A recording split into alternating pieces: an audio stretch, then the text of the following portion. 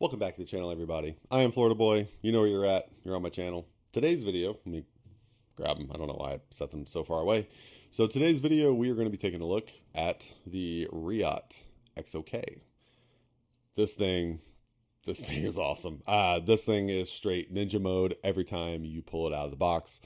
And I have had a lot of fun with the trainer as well. So I'm super stoked to talk about it. And I think this is a knife that is flying under the radar. I don't think people are really buying it because it is a little on the expensive side for the materials. But let's do the review and then we'll see what you think afters. So after, let's get into it.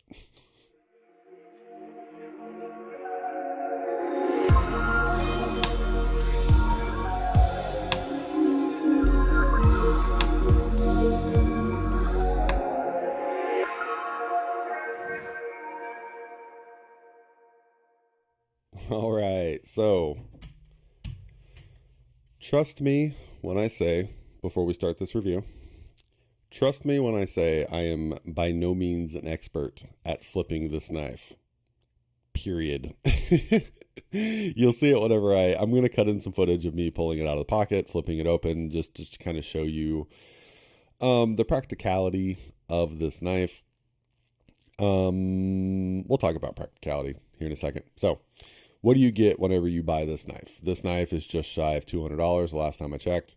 I was eyeballing this knife a lot. I was trying to decide if I had to have it. And then my buddy Dan, he beat me to the punch and he sent me one. And yeah, I'm gonna be realistic with you.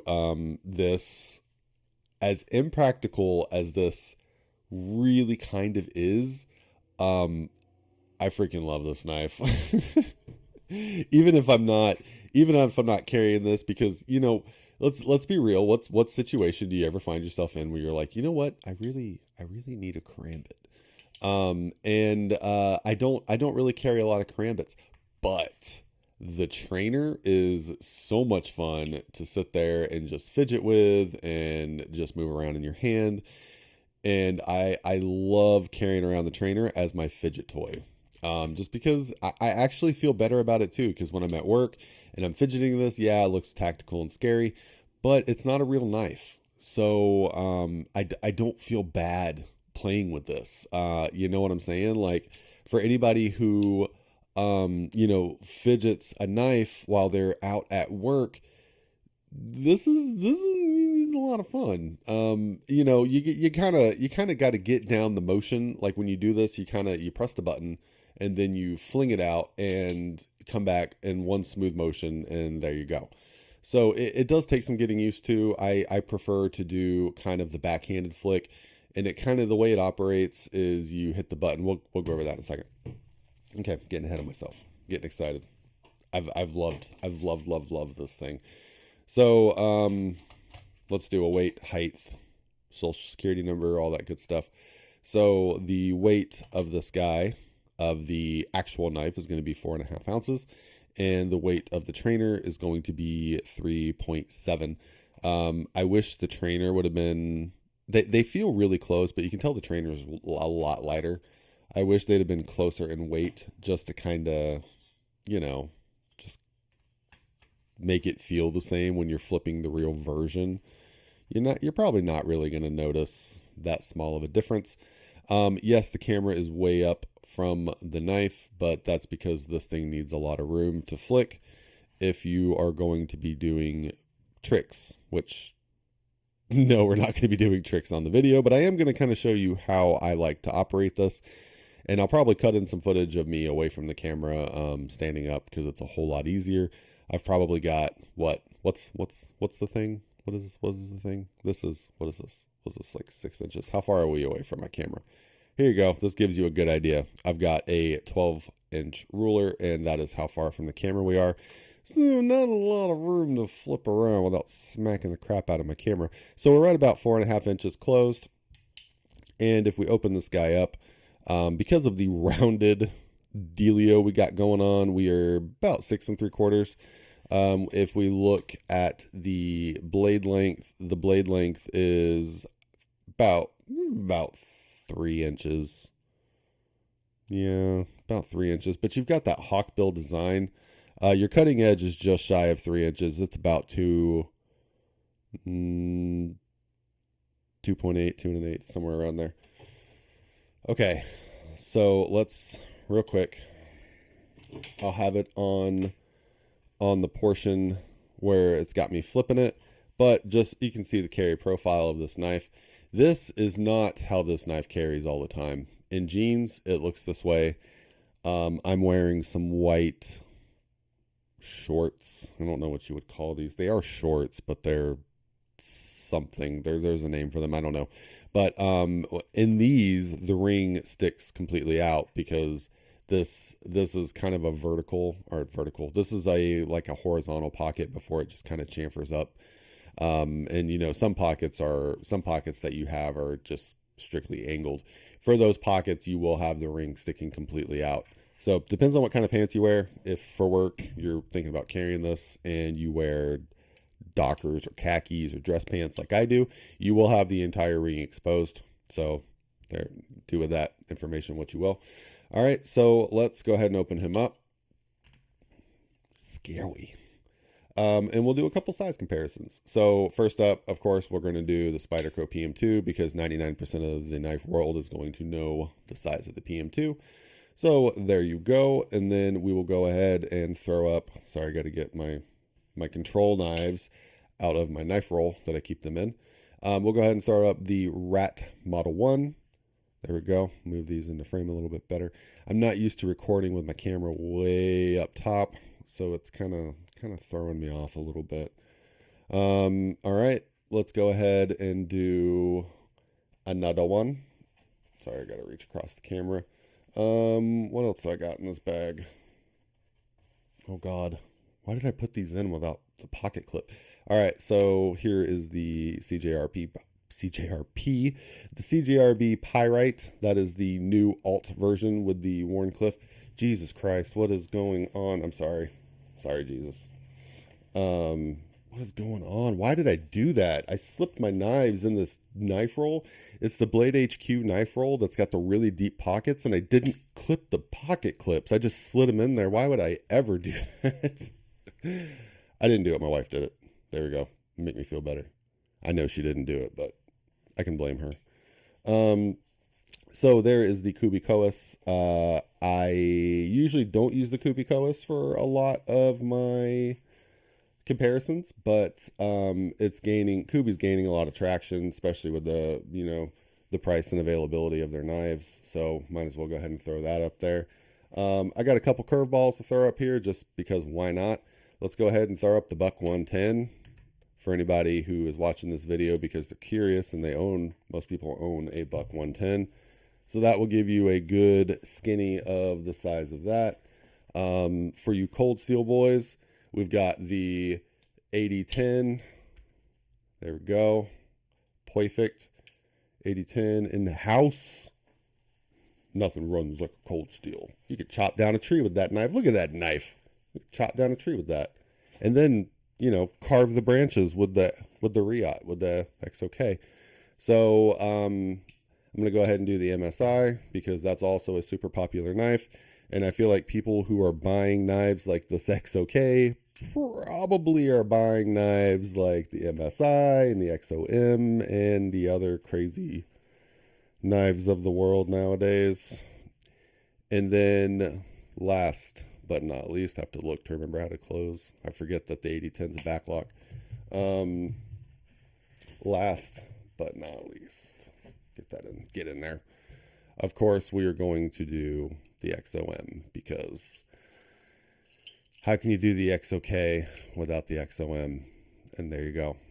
That's another knife where I'm pretty sure if you have the Exo-K or if you're looking at it, you probably own the XOM. So that's all the knives I have in my truffle shuffle over here. So let me go ahead and get rid of this. I love this knife too. I actually almost missed it. And then Dan saved me again. He shot me a message and he was like, hey, XOMs are available. And I was like, I'm gonna go buy one right now. And then I emailed him back and I was like, hey, I bought it.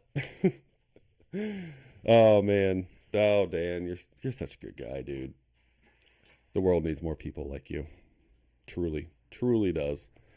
All right, so let's talk about this knife. So we are talking just shy of just shy of $200. I think $180 is about where you land when you are looking at a knife like this. Now it does come with the trainer. That is not something you have to buy separately. And Lord have mercy, they are so on top of it. You absolutely need the trainer for this. And if you decide to pick up this knife, you need to spend some quality time with this little guy right here. Fit and finish of the trainer is actually very, very good. See, we have a little bit of rock on the locking mechanism there. If we open up the actual knife here, we have a slight bit of rock. It's nowhere near as bad as the trainer. And that's been that way since I've kind of opened it out of the box. It may need tightening up. I don't know. I've actually not done any tightening. I've not done anything on these since I opened the box. And I don't feel like I've needed to. The only thing I have done is I've added a touch of oil on the joints of this mechanism they've got going on here. And it seems to make it made it slide out a whole lot easier, which is nice, especially if you're going to be flipping, kind of, playing around with it like you would a butterfly knife. So that's something that you're probably going to have to do. Whenever I opened up this box, they were pretty dry, and whatever. Took me like all of 2 seconds to do that. So going to the material of the actual knife. See how I just like gravitate towards the trainer? I've been spending a ton of time with that. So does it say? I don't even know if it says it on here. It doesn't. So this is Bowler N690. Oh, it does right here. Right there. There you go. So this is Bowler N690, which is an interesting steel choice. I am not a metallurgist, so I don't know why. N690 isn't bad. You just typically don't see N690 on this price tag. So that was kind of a weird thing for me. But, one of the things that you're paying for when you buy something like this, obviously, Reate. If you're not familiar with Reate, they are, or Reate, whatever you want to call them. I'm going to say Reate. If you're not familiar with Reate, they are probably one of the leading manufacturers in the game from China. So as far as China goes, Reate's about as American China made as you can get, if that makes sense. Hopefully that makes sense. Fit and finish of this, perfect. I mean perfect. I've got big hands. And maybe not big hands. I've got good sized hands. I wear an extra large glove for like your mechanics gloves, or your tactical. If it's China tactical gloves, I'm gonna need a double X. But for like your mechanics gloves, I wear extra large. And so decent sized hands. My hands aren't chunky; they're just big. So I'm like 6'2", like 210 pounds, 215, somewhere around there, if that gives you an idea. So we have button lock, of course, which is how you are going to have this guy open. And when we press that button here, we can see on the back, little plunge. Yeah. So we open it up. This swings free until it locks into place again. And when it locks into place is whenever this arm is laying fully against. So you can lock it back into place, or you can deploy the blade and then lock it back into place. And like I said, it's rock solid whenever it's deployed. You do get a little like the slightest bit of wiggle. We'll see if I can pick this up on camera. Probably not. Just trust me, there's a slight bit of wiggle, like a centimeter or two, just a hair. The body of this knife is aluminum, so I would have definitely enjoyed seeing them do something a little bit crazier with the body. Maybe like tie, or stainless would have made it super heavy and less tactical. So I understand not going stainless, but not a big deal. I mean, this is just me being nitpicky on. When you look at this is one of those things where the knife looks awesome, and you're like, well, it's aluminum and N690. but consider the price tag. That's going to hold a lot of people back on this. Now, looking at the actual smacking my mic, looking at the actual blade here, this is a hawkbill blade, but you've got these super gnarly contours going on and kind of like a false edge up here. This is like the swedgy looking tip. It is not sharp on the back end. It is only sharp on the front. So keep that in mind. Now, let's talk about the blade when deploying. So this is something that I'm super glad I did the trainer with, because this prepared me for flipping the actual version of this knife. So the blade and how this thing operates. Also, if I didn't show you this, this will be your birth date and your serial number right there. See it? Can you see it? There you go. Nothing on the other side other than the logo. So this is something to note when you're flipping this. So they did a good job. This is relatively safe. Relatively. So what you have to watch out for is flipping out is easy whenever you can open it by hand if you want. If you are going to open this with, you know, the flicking motions, it's got to be one smooth motion. That's the only way to do this. One smooth motion. You can't, if you open it out and you try to stop and then you come back, you're not going to do it. It's got to be one smooth motion. But what you have to watch out for that I have noticed is the closing.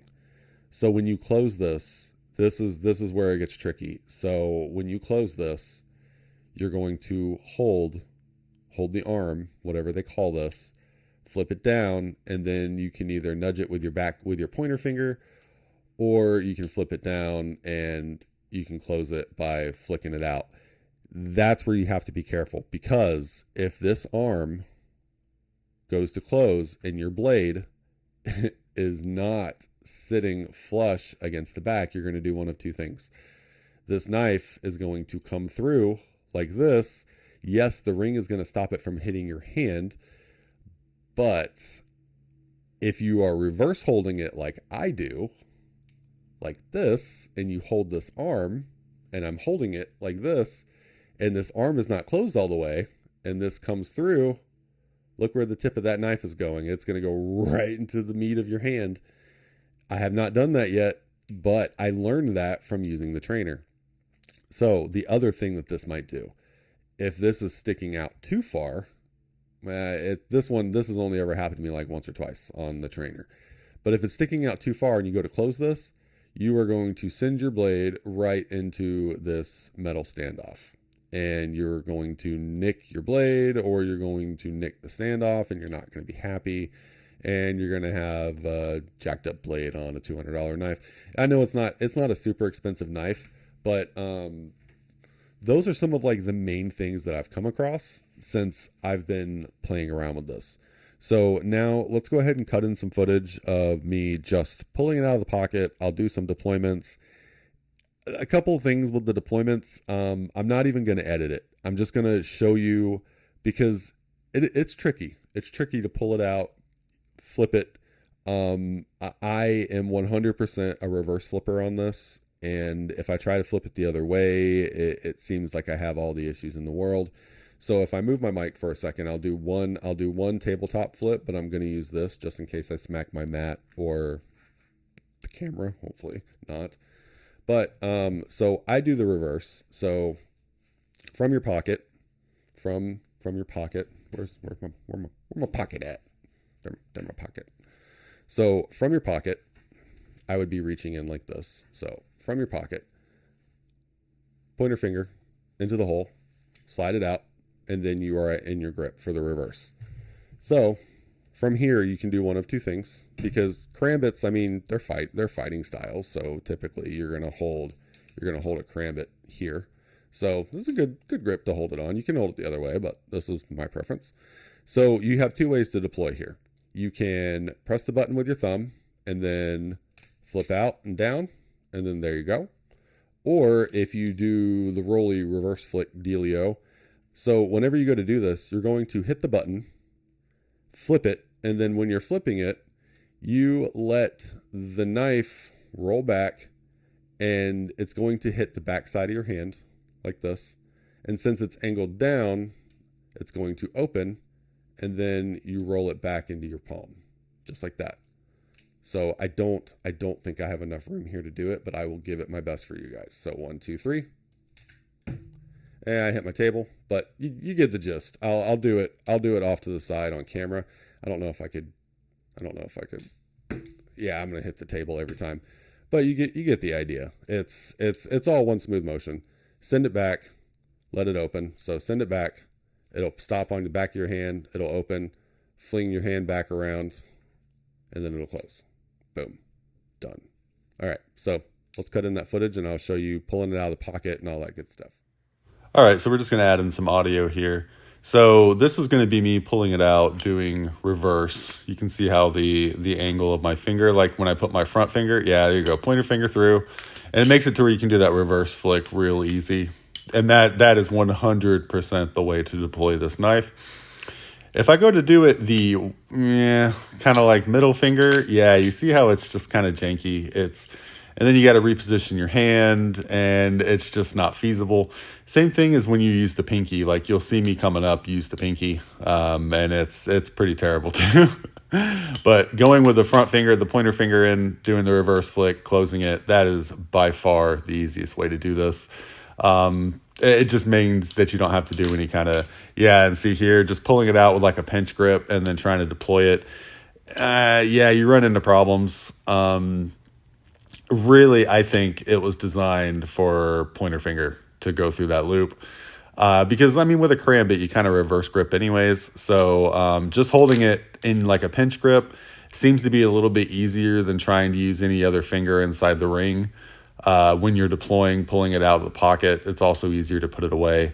But reverse grip, easiest way by far to do this. So that kind of wraps up me just deploying it.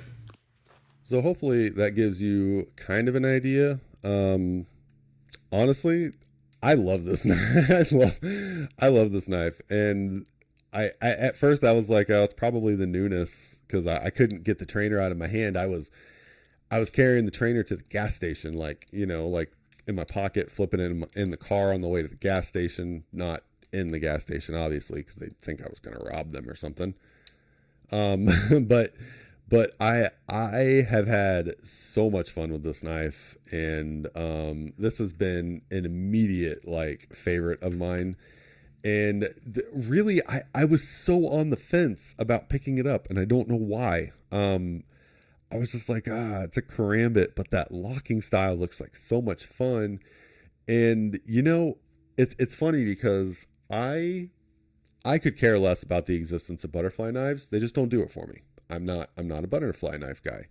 But the Exo-K, the karambit, I love flipping this thing around, and it is so gnarly. Like if you have friends or family over, or whatever, other knife guys, and you pull this out and they've never seen this before, and you're just like, hey, check this out, and then you just flick this thing out and you're using it, it's an instant like, whoa, can I see that? Like, oh man, it's just so much fun. It is such a cool knife. The pocket clip is great. It does have your little Loch Ness monster going on the trainer and on the real guy. It's not too bad. The way it tapers in, it's not too bad. It doesn't get hung up a whole lot. You can see I don't really have any snail trails on mine, and I pocket carry these a lot. So there you go. You see my pockets are still, maybe I got one on this. But that's I mean, the pocket clip's really not bad. As you can see how close it is to the body of the knife. And that would just about be my only complaint. I really, other than it would be cool to see a premium version of this, because after owning this, I would absolutely buy the premium version. I just, hands down, chatting without a shadow of a doubt, I would buy a copper M390. Reate, listen to me. No, copper on this would be entirely too heavy, but a titanium version would be super cool. Titanium would be nice. The weight savings would be pretty cool. M390, or I mean, even like some kind of weird metal like XHP or something would be cool. But I don't know. This is probably one of those things where they're going to release it to see how it does, and I'm assuming it's doing pretty well because the websites I've seen it on, it is 100% sold out. Blade HQ does not have any. So we might get to see our premium versions, and then I'll have, if it comes with a trainer, then I'll have 4 of them. And then I'll be super ninja. Is it weird to carry one in one pocket and one in the other? I do that. Don't say it's weird. All right. I think I kind of touched on everything with these. My thoughts. This is an awesome knife. Is it practical? No.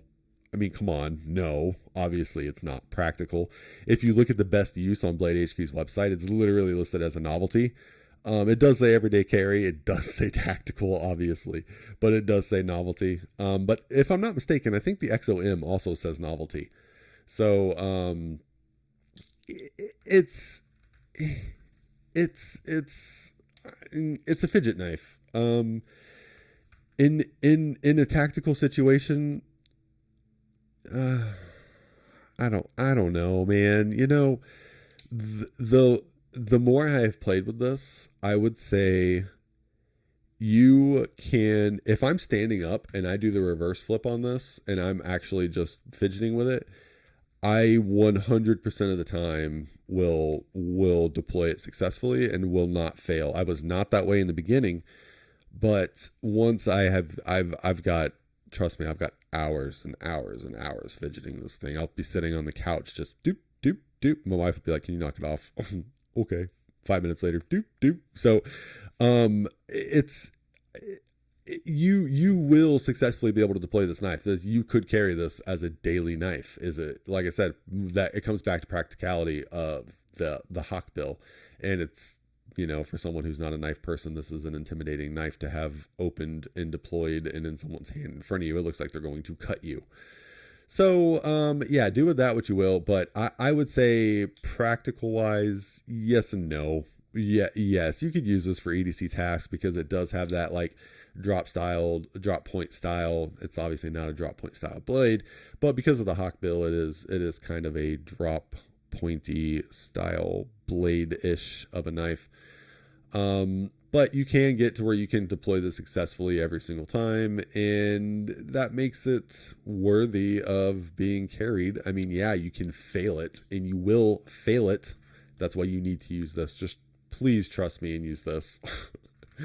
I think it's worth it. I think it's worth picking one up. Like I said, I love it. And it's a little pricey for the materials, but you have to remember this locking mechanism. There's a lot going on here, and it's really, really cool. But in the meat and potatoes of this is a super fancy button lock that has a swinging arm. So I think it's awesome. You know, and especially if you are a butterfly knife guy, you are going to love one of these. I just don't know where you're going to get one.